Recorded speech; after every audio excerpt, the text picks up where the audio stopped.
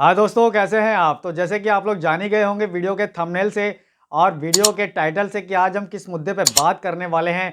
और ये मुद्दा बहुत ज़्यादा इम्पोर्टेंट मुद्दा है और इसके ऊपर बात करना बहुत ज़्यादा ज़रूरी है, क्योंकि बहुत सारे किडनी रोगी इस मुद्दे को अपने दिमाग में धीरे धीरे हीन भावना की तरह बैठा लेते हैं और वो इसकी सही जानकारी प्राप्त नहीं कर पाते हैं और उनको कोई सही से इसके बारे में बताता भी नहीं है, जिसकी वजह से वो एक हीन भावना में चले जाते हैं।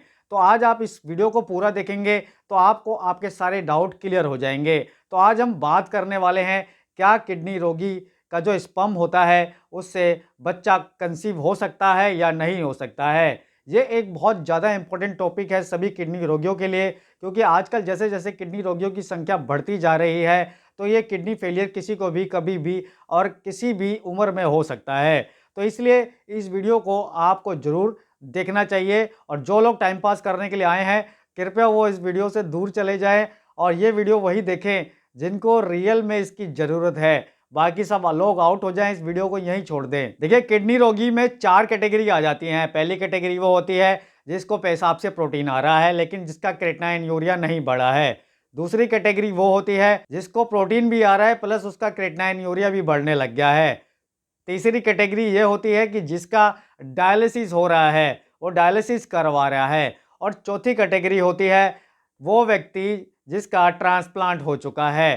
तो इन चारों कैटेगरी में से कौन सी कैटेगरी है जिसके स्पर्म काउंट सबसे ज़्यादा बेहतर होते हैं और जिसका स्पर्म काउंट बच्चा कंसीव कर सकता है और वो बाप बन सकता है। तो चलिए सबसे पहले हम बात करेंगे जो ट्रांसप्लांट पेशेंट होता है। जो भी किडनी फेलियर पेशेंट ट्रांसप्लांट कराता है तो ये जो किडनी उसकी बॉडी में लगाई जाती है ये एक डोनर की किडनी होती है जो उसकी ही किसी फैमिली ने उसको दी होती है। और ये किडनी उसकी बॉडी में ग्राफ्ट की जाती है और ये किडनी उसकी नॉर्मल किडनी की तरह ही काम करती है, लेकिन इसको बॉडी कभी भी रिजेक्ट कर सकती है। और इसमें जो होता है कि बॉडी के अंदर जो सारे हार्मोन्स होते हैं वो सही से बैलेंस हो रहे होते हैं और जो ट्रांसप्लांट पेशेंट होता है उसका जो स्पर्म काउंट होता है वो बहुत अच्छी क्वांटिटी में बन रहा होता है। बस शर्त ये होनी चाहिए कि किडनी फेल होने से पहले उसको प्री मैच्योर इजैकुलेशन की प्रॉब्लम तो नहीं थी या उसके लिंग में टाइटपन अच्छे से नहीं आता था, शक्ति अच्छे से नहीं आती थी।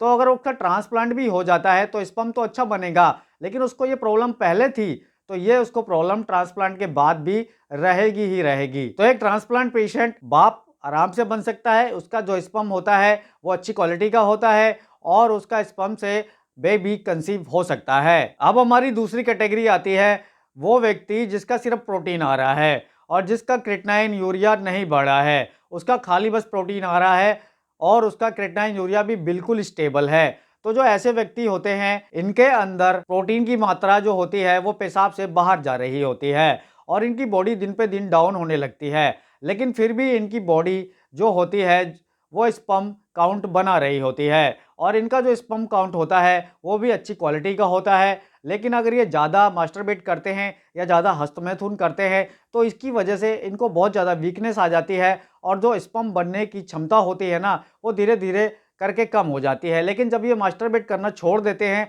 तो स्पर्म अच्छी क्वालिटी का और अच्छी क्वांटिटी में बनने लगता है।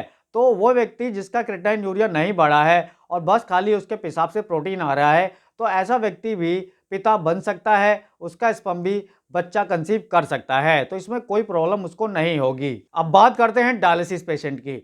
जो व्यक्ति डायलिसिस करा रहा है तो देखिए, किडनी फेल होने के बाद डॉक्टर डायलिसिस के लिए ही बोलते हैं आपको। अगर आप डायलिसिस कराने लग गए हैं तो डायलिसिस कराने से होता क्या है, डायलिसिस जब आप कराते हैं तो आपकी बॉडी से सारा के सारा जो प्रोटीन होता है ना वो मशीन द्वारा निकाल दिया जाता है डायलिसिस मशीन से। साथ में आपकी बॉडी में एरिथ्रोपोएटिन हार्मोन नहीं बन रहा होता है, जिसकी वजह से आपकी बॉडी के अंदर रेड ब्लड सेल्स नहीं बन रहे होते हैं। आपका हीमोग्लोबिन लेवल हमेशा डाउन रहता है, कम रहता है। उसको बढ़ाने के लिए आपको एरिथ्रोपोएटिन हार्मोन का इंजेक्शन लगाना पड़ता है।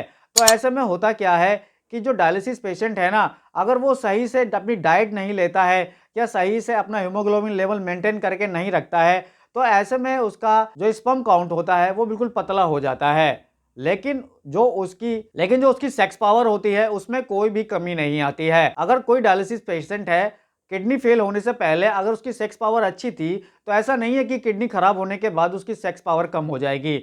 बस होता यह है कि न्यूट्रिशन की कमी से और ब्लड की कमी से उसके अंदर थोड़ा सा स्पर्म की क्वालिटी अच्छी नहीं रहती है। स्पर्म बहुत ज़्यादा पतला हो जाता है, जिसकी वजह से उसको बेबी कंसीव होने में थोड़ी प्रॉब्लम्स आती हैं। अब बात कर लेते हैं उस पेशेंट की जिस पेशेंट का खाली क्रेटिनाइन यूरिया बढ़ने लगा है और वो आयुर्वेदिक दवाइयाँ ले रहा है, या उसका क्रेटिनाइन 2 पे है, 3 पे है, 4 है, 5 है, 6 है, 7 है और वो यंग है अभी। और बहुत से लोग हैं जो मैरिड भी हैं, जिनका भी कोई बच्चा नहीं है, तो वो लोग भी ये ज़रूर जानना चाहेंगे।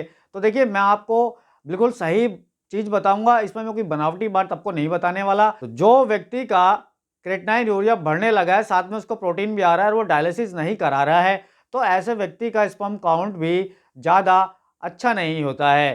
क्योंकि एक तो उसको कमज़ोरी सी रहती है, दूसरा वो परहेज़ कर रहा होता है, तीसरा उसके पेशाब से प्रोटीन वैसे ही जा रहा होता है, वो प्रोटीन इंटेक ले नहीं पाता है, दूसरा उसका हीमोग्लोबिन लेवल भी डाउन जा रहा होता है और ऐसे में उसका जो स्पर्म काउंट होता है ना, जो उसके गुड क्वालिटी स्पर्म्स होते हैं, जो स्पर्म के अंदर जो छोटे-छोटे जीव होते हैं, ज़्यादा दिन तक जीवित नहीं रह पाते और वो सडनली जैसे ही उसका स्पर्म बाहर आता है और वो जीव मर जाते हैं या उसके स्पर्म में ऑलरेडी वो मरे हुए होते हैं, तो उसके स्पर्म में ज़्यादा क्षमता नहीं होती है बेबी कंसीव करने की।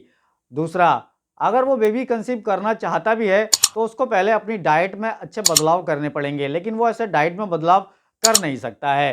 क्योंकि अगर वो डाइट में बदलाव करेगा तो इधर उसका क्रेटिनाइन बढ़ने लगेगा। वो अपने स्पर्म काउंट को अच्छा बनाने के लिए एक तरकीब कर सकता है कि अगर वो अपने हीमोग्लोबिन लेवल को अच्छा बना करके रखे, जैसे कि अगर ज़्यादा हीमोग्लोबिन लेवल भी हो जाएगा तो भी उसका क्रेटिनाइन लेवल बढ़ेगा।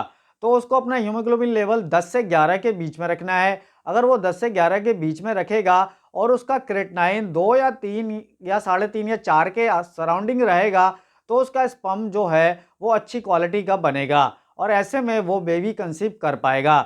लेकिन बस उसको 2 चीज़ों का ख्याल रखना है कि उसको देखिए प्रोटीन की डाइट ज़्यादा इंटेक नहीं करनी है। अगर ज़्यादा प्रोटीन लेगा तो क्रेटिनाइन बढ़ेगा और दूसरा अगर वो किडनी पेशेंट बनने से पहले भी अगर उस इजाकुलेशन जल्दी हो जाता था या उसके लिंग में शक्ति अच्छे से नहीं आती थी, ऐसा नहीं है कि किडनी फेल होने के बाद या क्रेटिनाइन यूरिया बढ़ने के बाद ये उसके साथ हो रहा है। जिसके साथ ये पहले होता था उसको ये किडनी फेल होने के बाद भी होता है। लेकिन जिसको ये पहले ही नहीं था, वो बिल्कुल ठीक था, उसकी एकदम सेक्स पावर अच्छी थी और वो काफ़ी लंबे समय तक अपने पार्टनर को सुख दे पाता था, तो ऐसे जो पेशेंट होते हैं वो किडनी फेल होने के बाद भी उनकी सेक्स जो पावर होती है उसमें कोई कमी नहीं आती। लेकिन बस खाली थोड़ा उनका स्पर्म पतला हो जाता है। क्योंकि बहुत से लोग ये समझते हैं कि किडनी फेल हो जाने के बाद इसकी सेक्स पावर घट जाती है। ऐसा कुछ भी नहीं है। जिनकी सेक्स पावर पहले से ही घटी हुई थी, उन्हीं की सेक्स पावर